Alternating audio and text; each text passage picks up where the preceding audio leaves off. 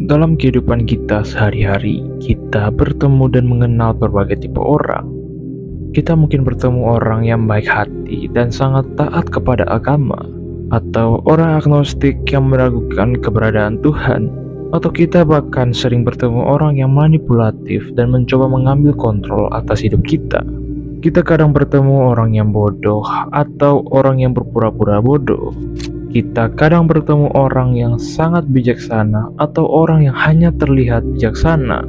Kita kadang bertemu orang yang merasa dirinya bodoh padahal sebenarnya sangat bijaksana, atau orang yang merasa bijaksana padahal sebenarnya tidak.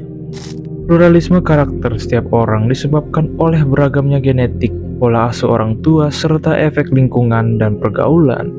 Orang yang merasa dirinya cerdas atau so pintar disebut terkena Dunning-Kruger Effect.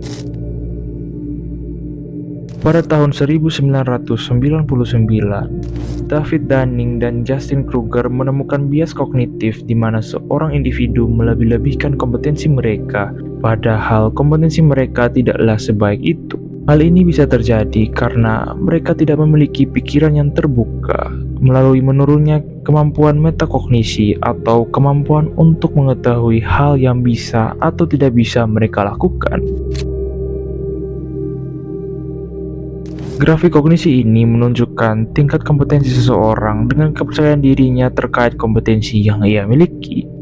Semakin belajar dan mengetahui sesuatu, ia terus merasa kurang dan meragukan kompetensi yang dimilikinya. Sedangkan semakin sedikit pengetahuan yang dimiliki seseorang, terkadang membuat mereka merasa cukup dan merasa hebat melebihi kompetensi yang seharusnya mereka miliki. Akibatnya, mereka menjadi keras kepala, merasa tahu, merasa jago, merasa pintar, merasa pendapatnya paling benar dan tidak pernah mau untuk mendengarkan pendapat orang lain. Kalau begitu, bagaimana solusinya? Seperti yang telah saya sebutkan, orang-orang seperti ini cenderung keras kepala dan tidak ingin mendengarkan pendapat orang lain.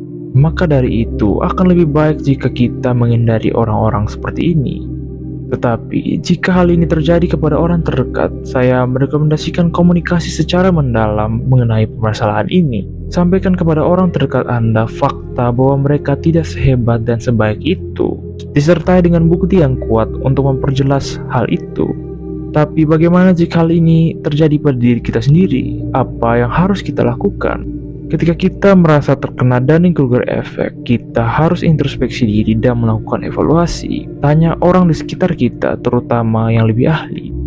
Ketika kita terus-terusan bertanya, melakukan evaluasi, kita akan menyadari sampai mana kompetensi kita dengan akurat.